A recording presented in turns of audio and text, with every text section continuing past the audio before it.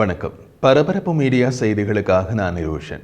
சிரியாவில் போர் தலைநகர் டமாஸ்கஸை அதிவேகமாக நெருங்கிவிட்ட நிலையில் இன்று வழமைக்கு மாறான நேரங்களிலும் காணொளிகள் பதிவேற்றம் செய்வோம். புதிய தகவல்கள் கிடைக்க அவை காணொளிகளாக பதிவேற்றம் செய்யப்படும். காணொளிகளில் நேரத்திற்கு பதிலாக 1, 2, 3 என்று இலக்கமிடப்பட்டிருக்கும். தவறவிட்டால் பார்க்கவும். இது 3வது அப்டேட். சிரியாவின் முக்கிய இயக்கம் HTS என அழைக்கப்படும் ஜிகாத் இயக்கம் ஹயாத் டாக்ரீர் அல்-ஷாம் தலைநகர் டமாஸ்கஸ்க்கு தெற்கே மற்றும் வடக்கில் ஒரே நாளில் 4 நகரங்களை கைப்பற்றிய பின்னர் இப்போது தலைநகர் டமாஸ்கஸை கைப்பற்றுவதில் கவனம் செலுத்துவதாக கூறுகிறது. HTS இயக்கத்தின் செய்தி தொடர்பாளர் லெப்டினன்ட் கர்னல் ஹசன் அப்துல் கானி உள்ளூர் நேரப்படி இன்று ஞாயிற்றுக்கிழமை காலை கூறிய போது 24 மணி நேரத்திற்குள் 4 சிறிய நகரங்களை எங்களால் விடுவிக்க முடிந்தது. டாரா, குனித்ரா, ஸ்வைதா மற்றும் ஹோம்ஸ் ஆகியவை அந்த நகரங்கள். மேலும் எங்கள் படைப்பிரிவுகள் முழு டமாஸ்கஸ் கிராமப்புறங்களையும் விடுவிப்பதில் தொடர்கின்றது. எங்கள் கண்கள் தலைநகர் டமாஸ்கஸ் மீது உள்ளது என்று கூறினார்.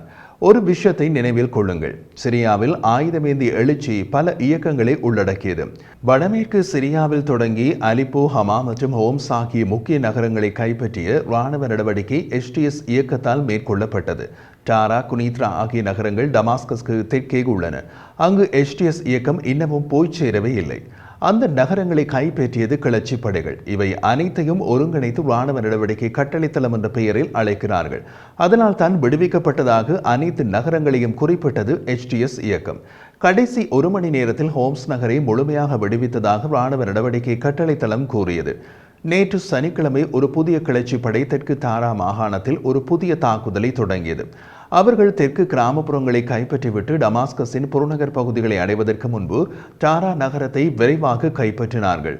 அதன்பின் அண்டை மாகாணமான ஸ்வைடா மாகாணத்தில் சிரியாவின் ட்ரூஸ் மத சிறுபான்மையினர் அசாத் ஆட்சிக்கு எதிரான போராட்டத்தில் இணைந்தனர். ட்ரூஸ் மத சிறுபான்மை குழுவினர் தான் ஸ்வைடா நகரை கைப்பற்றினார்கள். இன்று ஞாயிற்றுக்கிழமை அதிகாலைக்குள் HTS இயக்கம் மற்றும் கிளர்ச்சி படைகள் டமாஸ்கஸை சுற்றி வளைக்க தொடங்கின. அத்துடன் நகரின் புறநகரின் பல பகுதிகளிலும் மையத்தில் உள்ள ஜனாதிபதி மாளிகையிலிருந்து சில கிலோமீட்டர் தொலைவு வரை சென்று விட்டன. சிறிய இயக்கங்கள் ஒரே நாளில் 4 நகரங்களை கைப்பற்றிய பின்னர் ஜனாதிபதி அசாத் எங்கும் காணப்படவில்லை. அவர் சிரியாவை விட்டு தப்பிச் சென்று விட்டார் என்ற வதந்தி டமாஸ்கஸில் அடிபடுகிறது. அசாத் அரசாங்கத்தின் மூத்த அதிகாரிகள் தலைநகர் டமாஸ்கஸில் இருந்து புறப்பட தயாராகி வருவதாக HTS இயக்கம் தெரிவித்துள்ளது. அமைச்சர்கள் பலர் ஏற்கனவே டமாஸ்கஸில் இருந்து தப்பி சென்றதாக நம்பப்படுகிறது. சிரியாவின் தலைநகர் டமாஸ்கஸில் இருந்து தப்பி மற்றொரு நகரத்திற்கு செல்வதும் அவர்களுக்கு பாதுகாப்பற்றது. காரணம், நகரங்கள் மிக விரைவில் வீழ்கின்றன.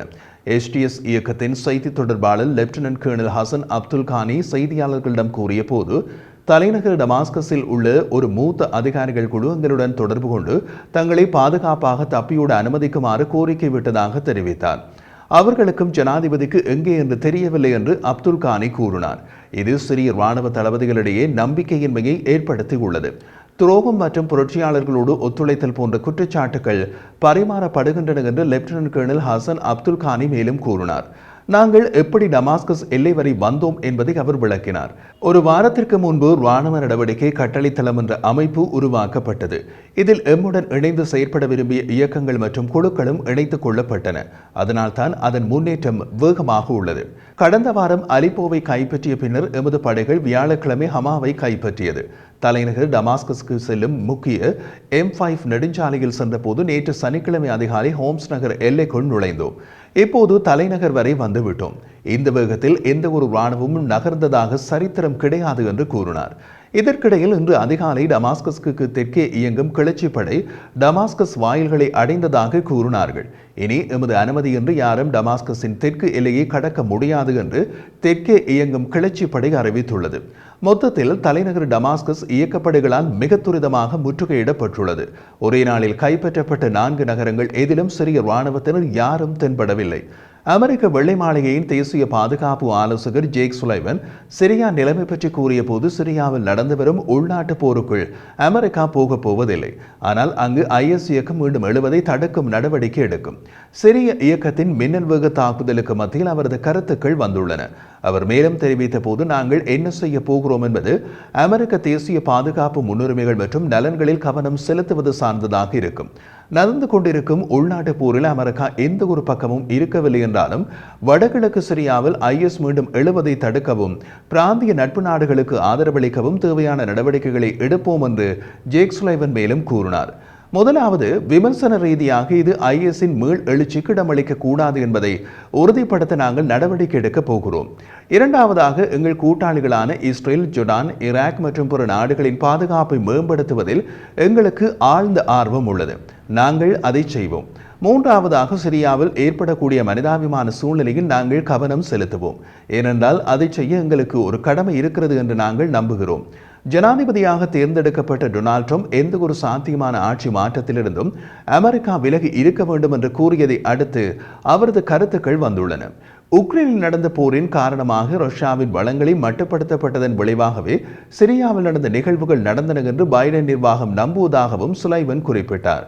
போரில் ஈடுபடும் இயக்கங்களில் முன்னணியில் உள்ள STS இயக்கம் அமெரிக்காவால் தீவிரவாத அமைப்பாக நியமிக்கப்பட்டுள்ளதால் அடுத்து என்ன வரப்போகிறது என்பது குறித்து அதிகாரிகளால் உடனடியாக எதையும் கூற முடியாது என்று அவர் தெரிவித்தார். போரில் முன்னேறும் கூட்டணி கைகளில் அமெரிக்க இரத்தத்தை கொண்ட குழுக்களை வைத்திருக்கிறது என்பதை சுலைவன் ஒப்புக்கொண்டார்.